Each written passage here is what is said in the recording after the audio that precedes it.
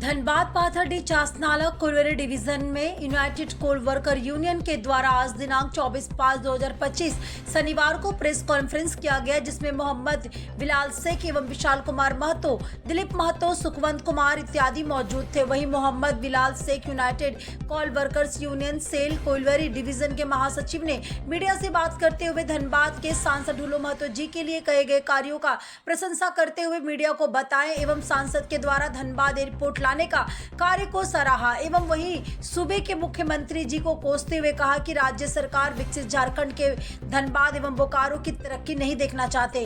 राज्य सरकार के कार्यों की आलोचना करते हुए कहे कि बहुत जगह राज्य सरकार रोड़ा बनने की काम कर रही है, जिसके कारण धनबाद बोकारो एयरपोर्ट एवं अन्य सुविधा में खेद हो रही है। एवं वही धनबाद के सांसद ढुलू महतो को मजदूरों के लिए मसौदा बताए। राजेंद्र शर्मा की रिपोर्ट। प्रेस का उपलब्ध देखिए, प्रेस कॉन्फ्रेंस का मुख्य कारण ये है कि आपको पता है कि 4 जून को 2024 को जो है धनबाद लोकसभा की जनता ने सांसद जी को भारी मतों से विजयी बनाए थे। तो विजय होने के बाद जो सांसद ढुलू महतो जी है, जनता के लिए क्या क्या कार्य किए, उन कितना दिन रात जनता की सेवा में, वो लोगों तक पहुंचाना जरूरी है। और इसी उपलक्ष्य में हम लोग सांसद जी का प्रोग्राम जो है 4 जून के बाद या 4 साल देंगे, ताकि उनके द्वारा किए गए कार्यों को जनता तक पहुँच सके। जैसे कि आप जानते हैं कि जब सांसद जी 4 जून को जीत दर्ज किए, उसके बाद सांसद जी घर में रुके नहीं। 2 जुलाई 2024 को जो है उन्होंने राम मोहन नायडू जी, जो हमारे केंद्रीय नागरिक उड्डयन मंत्री हैं, उन्होंने एयरपोर्ट की मांग रखी। क्योंकि आप जानते हैं कि धनबाद की जनता, यहाँ पे आप देख सकते हैं कि IIT है, यहाँ आप देख सकते हैं सिम्फर का प्लांट है, यहाँ आप हर्ल को देख सकते हैं। यानी लोगों की मांग जो थी, आप जानते हैं कि 2024 से पहले एयरपोर्ट की मांग अभी तक नहीं रखी गई धनबाद में। हमारे जो सांसद ढुलू महतो जी है, उन्होंने जैसे ही जीत दर्ज की, उन्होंने सबसे पहले ये मांग जो है वो केंद्रीय उड्डयन मंत्री के पास रखी। उसके बाद देखिए, जो 1 अगस्त को जो है 2024 को उन्होंने रिमाइंडर कराया उड्डयन मंत्री को जो है कि आप जो है एयरपोर्ट को विचार कीजिए, क्योंकि धनबाद में बहुत ज़्यादा मांग, क्योंकि लोगों की ये मांग है, ना कि सांसद जी की मांग है।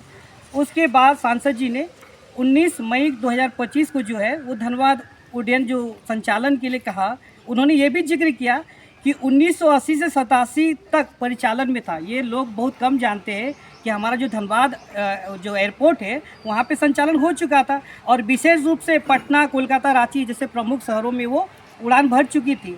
2008 में जो है नया प्रतीक्षालय का उद्घाटन भी किया गया। 2011 में जो था PPP मॉडल के तहत इनका चुनाव भी किया गया, मगर इसको आगे ध्यान में नहीं रखने के कारण ये कहीं ना कहीं रुक गई।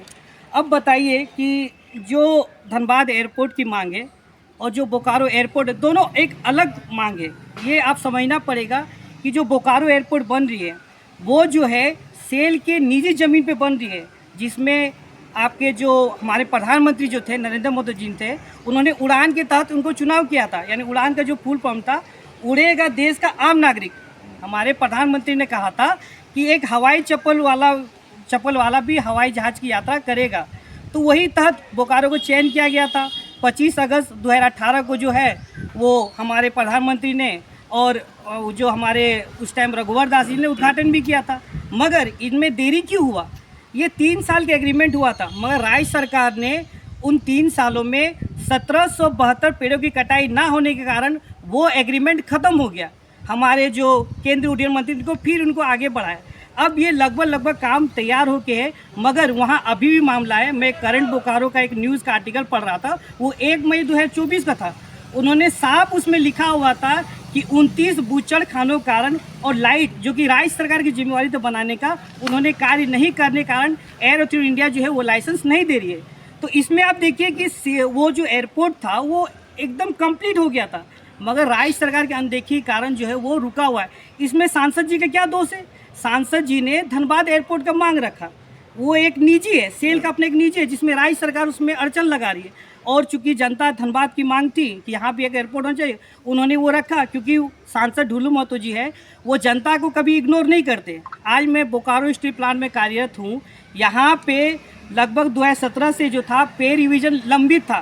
सांसद ढुलू महतो जी ने 2 अगस्त को जाके इस्पात मंत्री को बताया कि यहाँ का जो पे रिविजन जो आम जनता को रुका हुआ है, इनको किया जाए। इनके साथ ही सांसद ढुलू महतो ने विस्थापितों का भी मामला उठाया, कि विस्थापित के 19 गांव हैं उनको एनओसी मिलना चाहिए, बीएसएल प्रबंधन को एनओसी दे ताकि वहां पे ग्राम पंचायत चुनाव हो सके।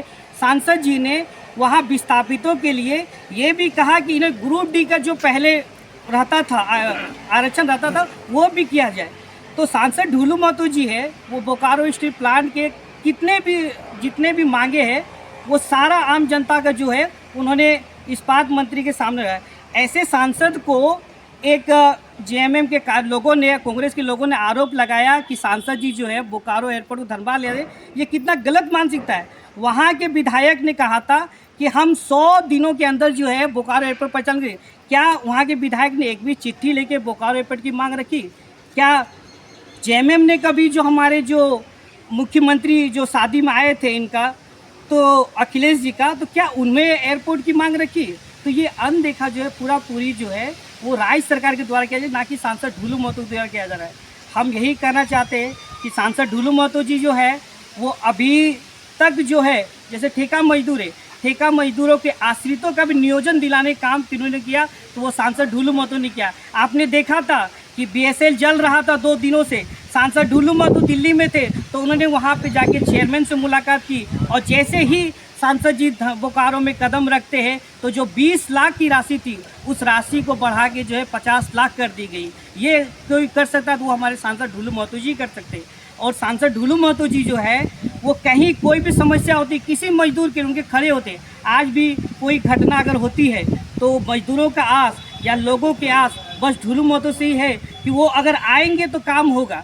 यही सब चीज़ के नज़रअंदाज रखते हुए हम लोग जितने भी सांसद जी जो काम किए हैं, जैसे अभी आप देख सकते हैं जो वासीपुर फ्लाईओवर जो कि बहुत दिनों से बंद था उनका निर्माण कार्य हमारे सांसद जी के पहल के कारण हो पाया। आज गया पुल की मरम्मत जो है वो सांसद जी के कारण हो पा रहा है। आज आप देख सकते हैं कि निरसा के जो मांग थी वो सारा नितिन गडकरी जी ने पत्र को एक्सेप्ट करते इसमें काम करने की अनुशंसा की है।